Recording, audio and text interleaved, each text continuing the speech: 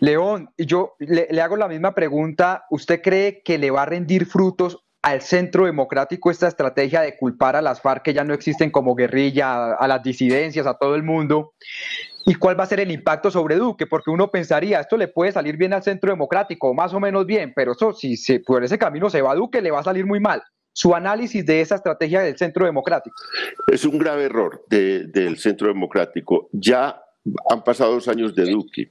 Duque llegó con un discurso parecido al que tenía el presidente Uribe, creando un enemigo o fortaleciendo esa idea de enemigo en las FARC, enemigo el chavismo, castrochavismo, el madurismo, enemigo todas las guerrillas y la izquierda. Y ese discurso dio muchos resultados y por eso ellos insisten en él, pero dio resultados hace 20 años, hace 15, hace 10 años, pero ahora ya no da resultado, porque está peleando contra fantasmas, porque ya no existe ese poder del chavismo, porque ya no existen las FARC armadas, existen disidencias, pero son disidencias que son grupúsculos que se salieron de ese proyecto político. Entonces está peleando contra molinos de viento y eso ya no es creíble, y no es creíble para el conjunto de la sociedad, pero sobre todo no es creíble para gente que lo apoyó, gente que lo respaldó y que hoy en día dice, no, pero no, ya esto está desgastado, hay que construir otro discurso. Ese discurso se desgastó.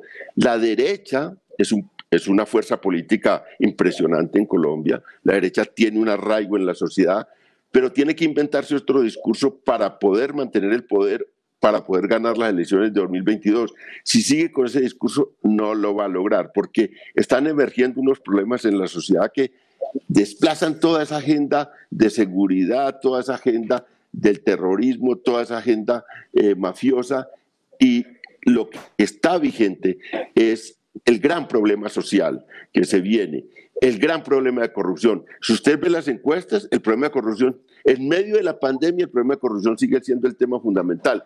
Y si a uno el problema de corrupción es muy importante y uno está en líos judiciales, acusado de escándalos permanentes, que la ñeñe política, que las elecciones participaron dineros del extranjero, que ahora estos abogados estaban comprando testigos, que una sala especial de la Corte Suprema por unanimidad lo declara, digamos, lo llama a prisión domiciliaria, cuando todas esas cosas están ahí y el problema de la opinión pública sigue siendo tema central, la corrupción, pues no tiene forma de que ese discurso cale. Yo no entiendo, porque ellos han sido supremamente hábiles, el político con más intuición en Colombia, el político más hábil en Colombia en los últimos 50 años ha sido Álvaro Uribe Vélez. Pero lo que pasa entonces es que lo que dice un dicho muy gringo es: uno llega al límite de su incompetencia, uno tiene tanto éxito, acumula tanto éxito que llega un momento en que ese éxito pues ya no sigue subiendo y luego empieza esa cosa para abajo, o como dicen siempre el dicho popular, el que sube como palma cae como coco. Eso es lo que está ocurriendo al expresidente Uribe. César, vamos rápidamente a lo de Duque. ¿Cómo ves lo de Duque? O sea, que pensábamos que la caída de junio, julio se iba a detener un poco efecto pandemia, pero sigue cayendo. A este ritmo, cayendo 1 o 2 puntos mensuales, va a terminar como en febrero, apenas con 24 o 25 puntos. ¿Qué analizar sobre el gobierno Duque? No, uno, que se ratifica en la encuesta que más o menos el apoyo de Duque es el apoyo de Uribe. Es muy parecido. Segundo, que es dramático, es que en todas las funciones evaluadas, eso ya lo habíamos mostrado en la encuesta de Polimétrica y en la encuesta de líderes de opinión el año pasado, en todas las funciones presidenciales, en todas, absolutamente en todas, el presidente Duque se raja. Los ciudadanos rechazan su gestión en niveles del 70%, en donde mejor le va el rechazo es del 65%. En todo, digamos, están considerando que su gestión de gobierno es bastante mala. Y finalmente, cuando uno mira en la encuesta los ministros en una escala de 1 a 5, porque uno está acostumbrado que ahí el 3 sería pasando, raspando, ni un solo ministro, ni uno, logra tener 3. Los que más alto están es en 2.7, 2.7 algo.